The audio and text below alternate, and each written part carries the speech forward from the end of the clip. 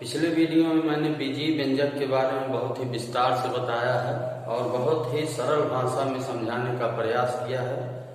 चर राशि क्या होती है, अचर राशि क्या होती है, सजातीय विजातीय पद क्या होते हैं, पद के गुणांक क्या होते हैं, आदि बहुत सारी चीज़ों को मैंने बहुत ही सरल तरीके से बताने का प्रयास किया है।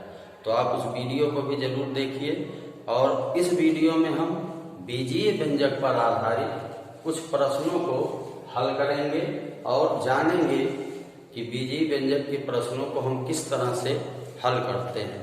तो चलिए शुरू करते हैं। प्रश्न है, बीजीय व्यंजकों के सभी पद लिखिए। ये है 2 3x ऋण 7y धन 9। दूसरा है 2a की घात 2 धन 5a और ऋण 3b की घात 2। इसमें हमें इस व्यंजक के सभी पदों को अलग अलग लिखना है। तो देखिए किस तरह से। तो इसमें हम देखते हैं पहले 3x ऋण 7y धन 9। इसके सभी पद अलग अलग हो जाएंगे। पहला हो जाएगा 3x, दूसरा पद हो जाएगा इसमें ऋण 7y, तीसरा पद हो जाएगा 9। इस तरह से इस व्यंजक के सभी पद इस तरह से अलग अलग हम लिख देंगे। यहाँ पे हमने दूसरा लिया है 2a की घात 2 धन 5a ऋण 3b की घात 2। अब इसके हम सभी पद लिखेंगे अलग अलग। तो पहला हो जाएगा 2a की घात 2, ये पहला पद हो गया। दूसरा पद यहाँ धन 5a है तो धन लिखना कोई बहुत आवश्यक नहीं है, केवल 5a ही लिख देंगे हम, तब भी वो धन 5a ही पढ़ा जाएगा। तो यहाँ हो जाएगा 5a। तीसरा पद है इसमें ऋण 3b की घात 2। तो यहाँ ऋण चिन्ह लगा, इसलिए से ऋण चिन्ह के साथ हम इसे लिखेंगे। तीसरा पद हमारा हो जाएगा ऋण 3b की घात 2। इस तरह से हम व्यंजकों के सभी पद अलग अलग। इस प्रश्न में हमको यक्ष के गुणांक बताना है कि ये जो पद दिए गए हैं इसमें यक्ष के गुणांक कौन कौन से हैं। तो सबसे पहले हम पहला लेते हैं 3x। इसमें यक्ष का गुणांक हमारा हो जाएगा 3। यक्ष का गुणांक ये हमारा हो जाएगा 3। यहाँ यक्ष का गुणांक यहाँ हमारा हो जाएगा, यक्ष के साथ में ऋण a की घात 2 है, यही यक्ष का गुणांक होगा। ये हो जाएगा ऋण a की घात 2, ये इसका गुणांक हो गया। यहाँ है 5x y की घात 2। तो हमें इस यक्ष का गुणांक बताना है कि इस यक्ष का गुणांक क्या है।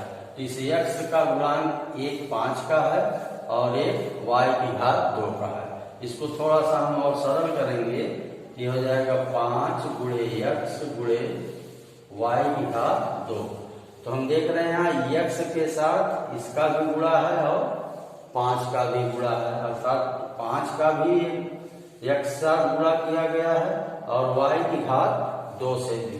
तो यक्ष का गुणांक यहाँ y घात 2 और 5 ये दोनों होंगे। तो ये हो जाएगा हमारा यक्ष का गुणांक। यहाँ पर हो जाएगा हमारा 5 y की घात 2। ये होगा हमारा इसमें यक्ष का गुणांक। इसी तरह से यहाँ पे हम देखते हैं चौथे में हमारा है ऋण pqx। अब इसमें हमें यक्ष का गुणांक बताना है, तो इसको थोड़ा सरल करेंगे। उसी तरह से यहाँ पे चौथा प्रश्न है ऋण pqx। तो यहाँ पे हमें यक्ष का गुणांक बताना है।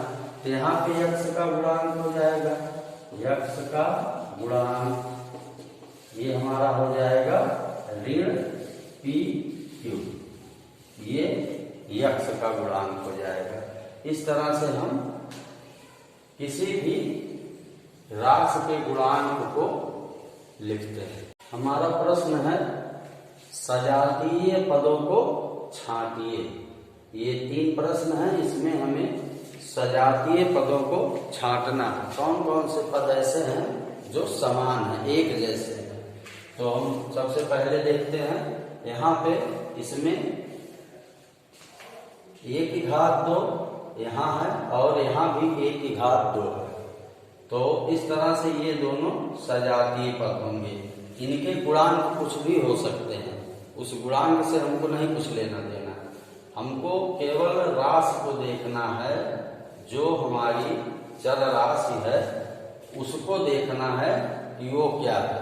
तो यहाँ पे 1 की घात 2 है, यहाँ भी 1 की घात 2 है, तो ये दोनों सजातीय पद हो जाएंगे।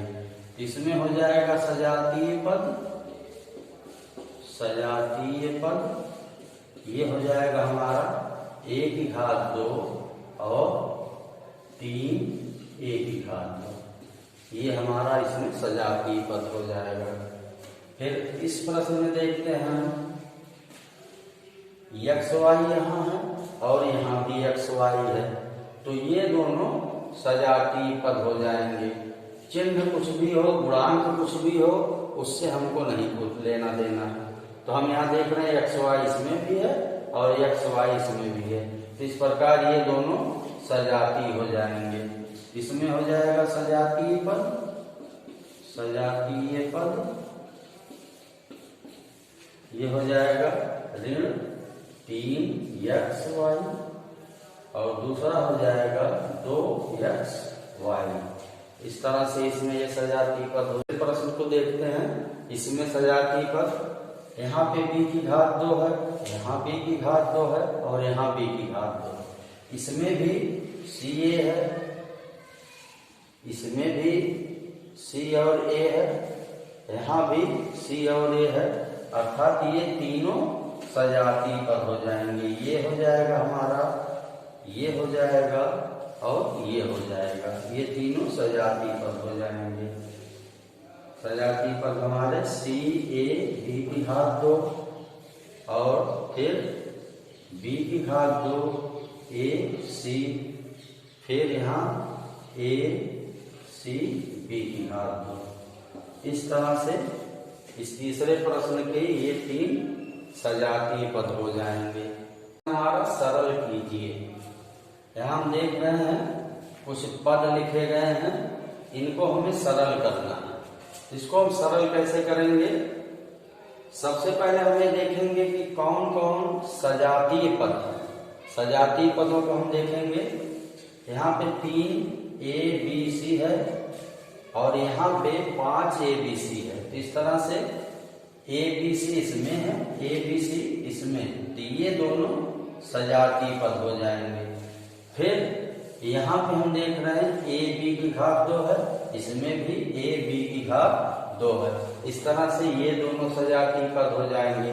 अब हम ये देखेंगे कि इन पदों के चिन्ह क्या है।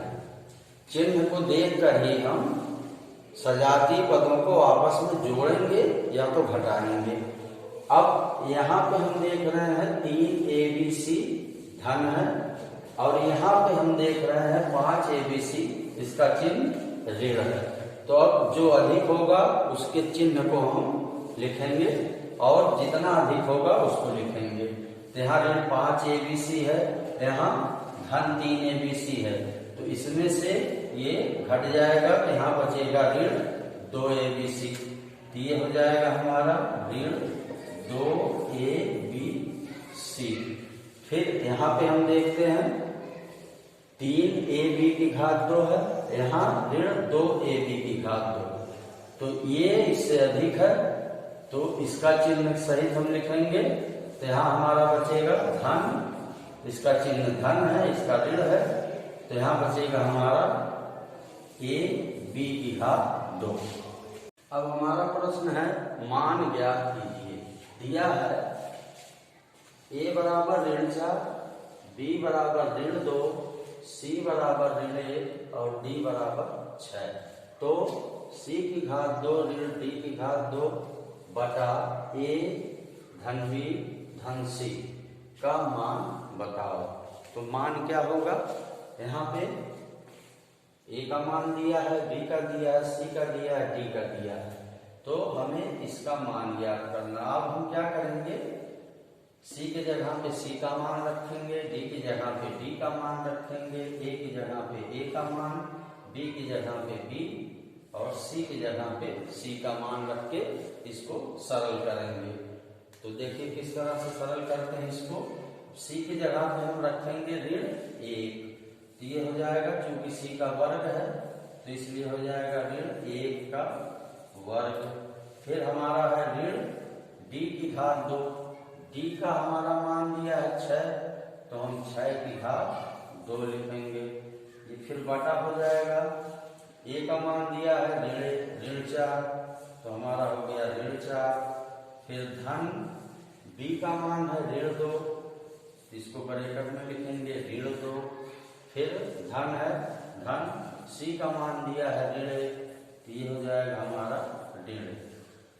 अब इसी को सरल कर लेंगे, तो ऋण 1 का जब वर्ग करेंगे तो ऋण ऋण का गुणा धन हो जाएगा, तो यहाँ हो जाएगा धन 1। फिर यहाँ ऋण चिन्ह है, ऋण लिखेंगे। 6 का वर्ग करेंगे तो ये हो जाएगा 6 के 36। नीचे हम अब सरल करेंगे, ये हमारा ऋण 4 है, ब्रैकेट खोलेंगे तो ऋण और धन का गुणा जब होगा आपस में तो धन ऋण का गुणा ऋण होता है, यहाँ हो जाएगा ऋण 2। फिर उसके बाद यहाँ धन और ऋण है, धन ऋण का गुणा होगा, ऋण हो जाएगा, यहाँ हो जाएगा ऋण 1।